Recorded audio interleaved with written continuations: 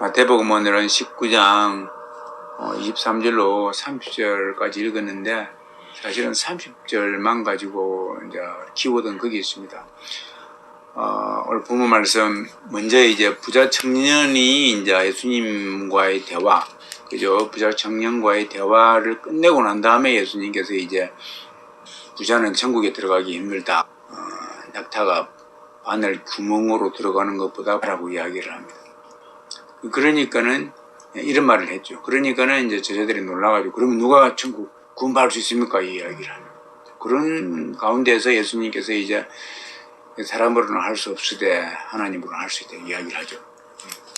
그런 장면이 나옵니다. 근데 이때 사실은요, 이때 그 말을 제자들이 했을 때에 제자들이 그러면 누가 구원 얻었습니까? 했을 때 사실은 예수님께서 그들을 보심에 되어 있는데 사실은요, 어떻게 되어 있냐면 골똘하게 보심에 되어 있습니다. 약간 이렇게 조금 못마땅한 눈으로, 그죠? 왜냐면 지금 이게 마태복음 19장인데 물론 이 순서대로 다 기록한 건 아니지만은 이제 후반으로 완전히 치닫고 있거든요.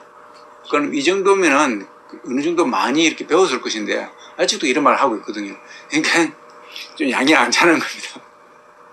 그래서 예수님께서 사람으로는 할 수 없으되 하나님으로는 할 수 있다 이렇게 이야기를 다시 한마디 던져버립니다. 구구절절을 하는 게 아니고 이 이상 뭐 말해도 이해도 못하고. 그런데 확실히 베드로는 베드로예요. 베드로가 탁 나섭니다. 우리가 모든 걸 버리고 주를 쫓아 싸우니 이렇게 그죠? 그런즉 우리가 무엇을 얻으리까 그때 예수님께서 엄청난 말을 해버리죠. 진실로 네게 이르노니 다 세상이 새롭게 되어서 새롭게 되게 새로운 세상이 오게 되고 인자가 나가 나의 영광의 보좌에 앉을 때에 그죠? 그때 지금이 아니고 나의 영광의 보좌에 앉을 때에 나를 쫓는 너희도 12보좌에 앉아 이스라엘 12지파를 심판하리라 되죠. 12보좌는 하나님의 뭡니까? 하나님의 백성, 그러니까 하나님께서 쓰시는 사람들을 하나님을 위해서 자기 모든 걸 버리고 떠나는 사람들을 상징하죠. 그 사람들이 가는 곳이에요. 그 사람들이 받을 분깃이에요. 그 12보좌에 앉아서 이 10이라는 그 개념이 있지 않습니까? 10이라는 개념.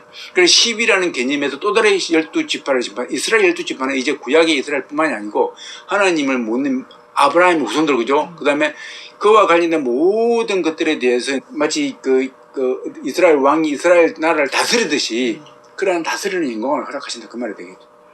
자, 그러면서 예수님께서 그래 베드로 너 다 버리자고 그래 내 이름을 위해서 나를 위해서 집이나 형제나 자매나 부모나 자식이나 전도 모든 것을 갖다가 버린 자들은 되겠습니다. 자, 이거는 물론 어떤 말씀하고 상충되죠. 나를 그 형제를 버리는 자는 또 돌보지 않는 자는 나쁘다 그랬지 않습니까? 상충되지만은 그런 의미는 똑같습니다. 자, 그러면서 버린 자마다 여러 배를 받고 또 영생을 상속하리라 이렇게 이야기를 합니다. 이런 장면이 좀 나와요. 그래서 오늘은 이 장면, 이 목적은 아니지만 이 장면을 먼저 설명을 하고 그 다음에 이렇게 말이 나옵니다. 예수님께서 그러나 이렇게 하고 난 다음에 먼저 된 자로 나중된 자고 나중된 자로서 먼저 될 자가 많으니라 이렇게 표현을 해버려요. 오늘 저와 여러분들이 이 말씀 속에서 하나님의 메시지가 하나님의 지혜가 들어가시기를 얻게 되기를 주님을 축원드립니다. 이게 무슨 말인가? 자, 먼저 우리가 보면은 부자 청년이 막 나도 이것도 하고 저것도 하고 했는데 뭐 어떻게 합니까?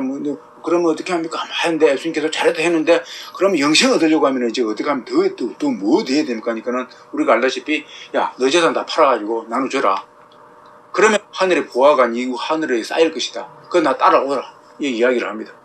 그 다음에 그 부자가 뭐랍니까? 재산이 너무 많아가지고 못하겠다고 가버리지 않습니까? 그때 예수님께서 부자가 천국 가기 들어가기 힘들다 이렇게 이야기를 해버립니다.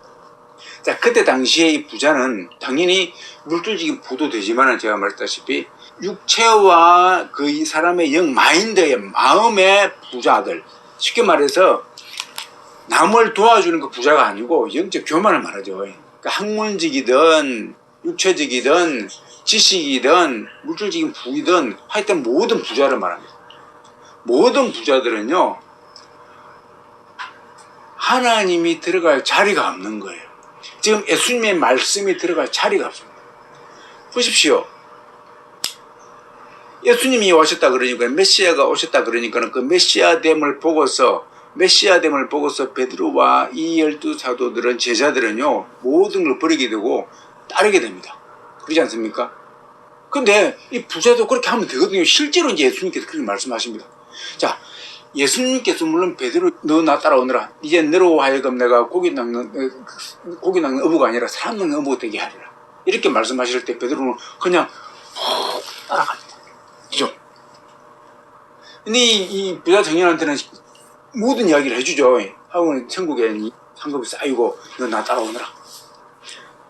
그랬습니다. 아무튼 지금 이 상황 가운데에서 왜 그가 안 따라오게 되는지를 말하면서 부자에 대한 이야기를 합니다. 그래서 많은 사람들이 여기서 그냥 일반적인 부자만 생각하게 돼요. 영적인 면을 전혀 못 보게 되죠.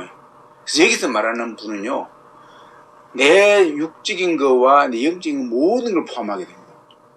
거기서 겸손치 아니하고 마음이 부자인 자는 교만한 자는 지금 교만한 자는요, 하나님 만날 확률이 없다고 말합니다. 그래서 그러한 자는요, 낙타가 바늘을 귀 통과하는 것보다 더 힘들다 구원받기가, 이 말을 하는 거예요.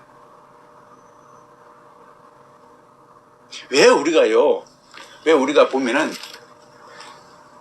갑자기 도도한 사람이 갑자기 겸손해지나, 갑자기 전에는 목을 딱 바바지 세우고 말도 함부로 하는 사람이 어느 날 갑자기 고개를 숙이고 말도 함부로 안 하게 됩니다. 어떤 경우에 그렇습니까?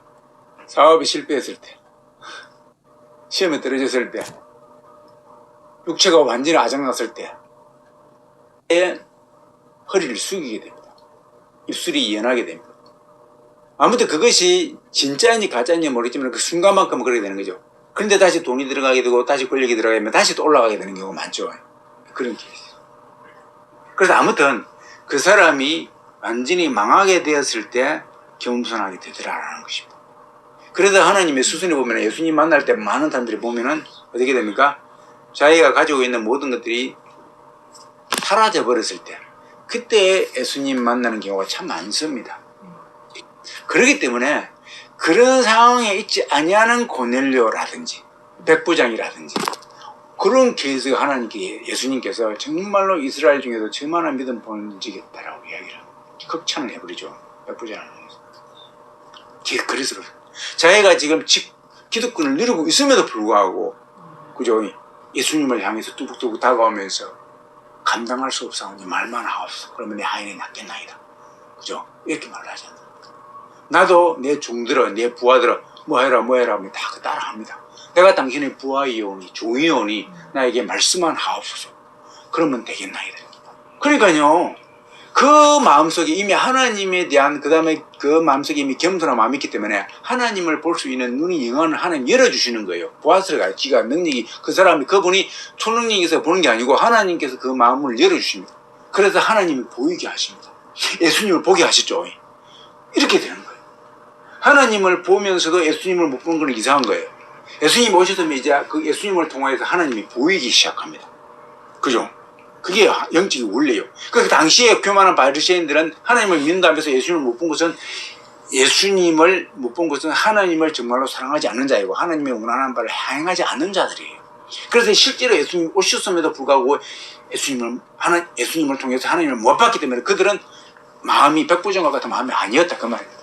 그걸 말하는 거예요. 자, 아무튼 오늘 그 말이고, 오늘 이 말씀은 그래서 키워드가 결국은 뭐냐면은, 먼저 된 자로서 3절은 먼저 된 자로서 나중된 자고 나중된 자로서 먼저 될 자가 많으니라 했는데, 결국은 뭐냐면 이 앞서에서 그러면 예수님께서 말씀하실 때 베드로가 야, 내가 지금 모든 걸 버렸습니다. 그렇게 예수님께서 야, 그래, 베드로를 샘플로 해가지고 나를 위해서 부모도 버리고 어머니도 버리고 형제도 버리고 전도도 버리고 다 버린 자들은 어마어마하게 하나님께서 이제 받게 하시고, 그 다음에 나가 내 자리에 나중에 갔을 때에 그들도 같이 보좌에 앉아가지고 다스린다고 해요.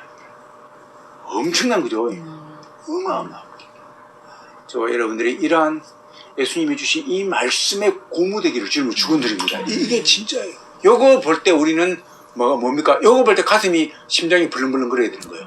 요거 볼 때 내가 머리가 쭉쭉쭉 서야 되는 겁니다. 쉽게 말해서 내가 오늘 시험에 떨어지더라도, 내가 오늘 시험에 좀 이렇게 안 됐을지라도, 내가 오늘 돈을 많이 못 벌었을지라도, 내가 오늘 직장에서 짜였을지라도, 이 말씀이 볼 때, 이 말씀이 다시 그 예수님 하신 말씀이 내 속에 떠오른다든지 아니면 읽을 때에 우리는 뭡니까? 이러한 것들은 다시 녹아져 없어버리고 없어져 버리고 새로운 것들로, 이런 것들로 말미암아서 내가 힘이 나야 된다 그 말이에요. 이렇게. 그런데 오늘 이 키워드가 뭐냐면은 갑자기 예수님께서 뜬금없이 이렇게 하고 난 다음에 뜬금없이 이런 말을 해버립니다. 먼저 된 자로서 나중되고 나중된 자로 먼저 된, 이런 말을 해버립니다. 이 말은 무슨 말일까요?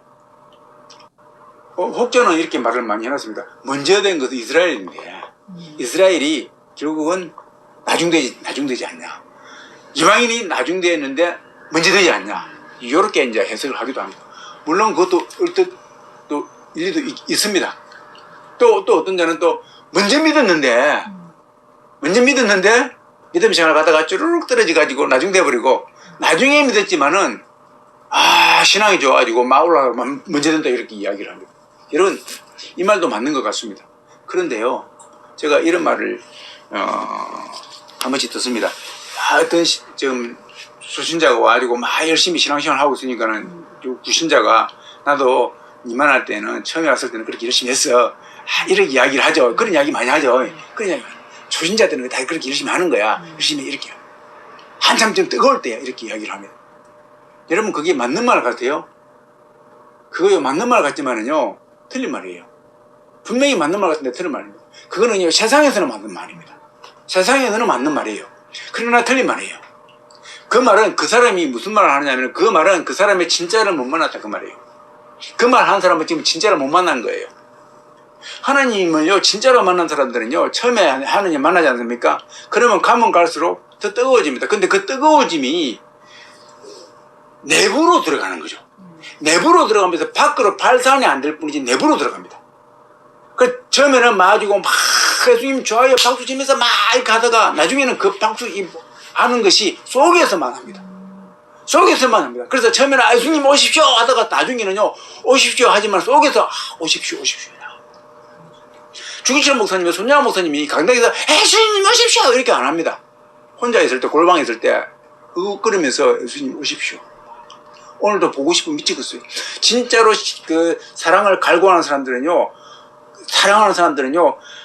영자야 사랑해 이거는 그렇게 안 합니다. 진짜 그러지 않습니까? 정말 사랑하는 사람들은 안 보는 데서 사랑하면서 그를 위해서 자기를 희생을 합니다. 그러면서 보고 싶다고 눈물 툭툭 흘립니다. 혼자 있을 때. 그죠? 사랑이 숙성이면 숙은 게 될 겁니다. 배하고 똑같습니다. 고기를 숙입니다. 초신자 때 정말로 만난 사람은 그렇게 해요. 나이가 들어갈수록 어떻게 됩니까? 주님 오실 날이 다가오니까 더욱더 안절부절을 못합니다. 하나님 빨리 내가 준비해야 되는데, 하나님 만나야 돼. 하나님 더 열심히 해야 되는데, 아버지 어떻게 해야 됩니까? 초신자 때는 그런 거 없어요. 그냥 하는데, 이제는 어떻게 됩니까? 아버지 내가 이 정도 양밖에 안 됩니다. 아버지 내가 더 부족합니다. 아버지 내가 이거밖에 없어. 초신자 때는 안 그래요. 그냥 합니다. 하다가 나중에는요, 아무리 열심히 해도 만족이 없습니다. 아무리 내가 하나님을 위해서 기도 많이 하더라도 이 기도가 만족이 안 돼요. 그렇지 않습니까? 만족이 안 됩니다. 아무리 내가 헌금을 많이 해도 헌금이 만족이 안 돼요. 갈급함이 끝도 없다 그 말입니다. 그런데 그 갈급함이 끝도 없는데 그걸 소리로 말하면은 아우성을 이제 치는 겁니다. 그런데 아우성을 처음처럼 막 2배, 3배로 더 치는 게 아니지 않습니까? 안 칩니다. 속으로만 아우성을 칩니다. 아버지 내가 말씀에 더 갈급합니다. 말씀을 연구하는. 그러니까는 처음에 하느님을 만나가지고 왔을 때보다도 이제는 뭐 진중하면서 더 깊이 이렇게 들어가니까는 그 사람이 더 고개 숙이면서 진짜 열매를 맺기 시작하죠, 이제. 진짜. 그러니까 남이 안 보이는 열매가 맺히기 시작하는 겁니다. 그러니까 아까 말했던 그 요란함은요, 깡통이에요, 깡통.